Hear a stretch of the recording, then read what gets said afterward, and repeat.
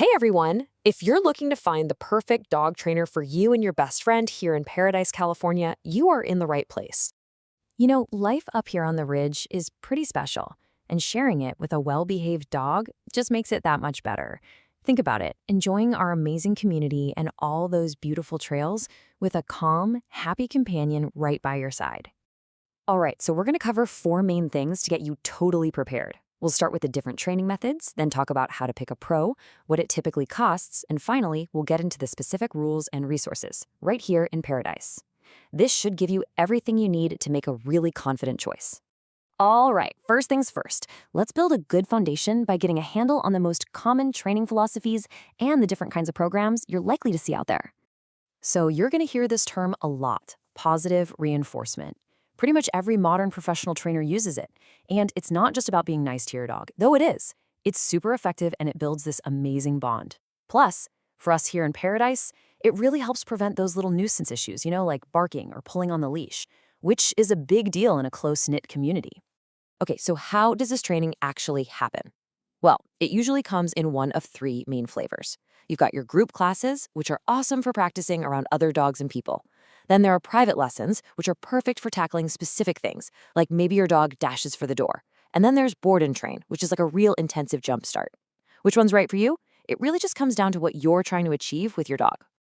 Okay, so now that you know the what and how of training, let's get into the nitty-gritty, how to actually evaluate and choose a great professional trainer in our area. I've found it's easiest to break this down into a simple three-step process. First, check their certifications. Second, set up a chat or a consultation. And third, make sure you ask the right questions. If you follow these steps, you'll get a really clear picture of who you're working with. So when you're looking at certifications, what do they even mean? Well, these letters after a trainer's name are important. They show that the trainer has passed exams, that they're committed to professional standards, and that they're keeping up with the latest, most effective training methods. They're not just making it up as they go. And when you get them on the phone or meet them in person, this is your chance to really interview them. You'll want to ask about their training philosophy, their background, and how they tailor a plan specifically for your dog and your lifestyle here in Paradise. Their answers will tell you pretty much everything you need to know. All right, let's talk about the practical side of things, the cost. What should you expect to invest for professional dog training here in Paradise and the greater Butte County area? Of course, the price tag is going to depend on the trainer's experience and the type of program you pick. So let's look at some typical numbers. This chart breaks it down pretty clearly. As you can see, a series of group classes is a really affordable way to get started. Private lessons are a bit more, and then a board and train program is a much bigger investment, but it's also way more intensive. This should help you figure out what works for your budget and your goals. Okay, for our last section, let's bring it all back home. We're going to look at the specific rules we have here in Paradise and some of the amazing local spots you can use to help you and your dog practice and succeed. Being a responsible dog owner in our town really means being a good neighbor. And a big part of that is just knowing the local rules. A good trainer is going to help you and your dog master the skills that make following these rules feel like second nature, not a chore. And speaking of rules, here's a really specific one to remember. The maximum leash length here is 6 feet. So that standard 6-foot leash is exactly what you need for walks around town or on the trails. It also means practicing that nice, loose leash walking is a really valuable skill to have.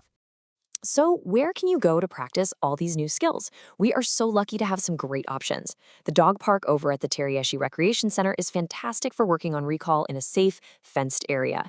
And of course, our local trails are perfect for putting those leash walking skills to the test in the real world.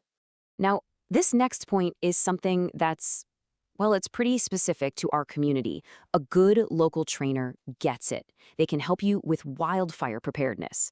Things like having a rock-solid emergency recall or making sure your dog is totally comfortable in a crate, those aren't just training exercises. They could literally be life-saving skills if we ever needed to evacuate quickly. So, how will a well-trained dog really change your day-to-day life up here on the ridge?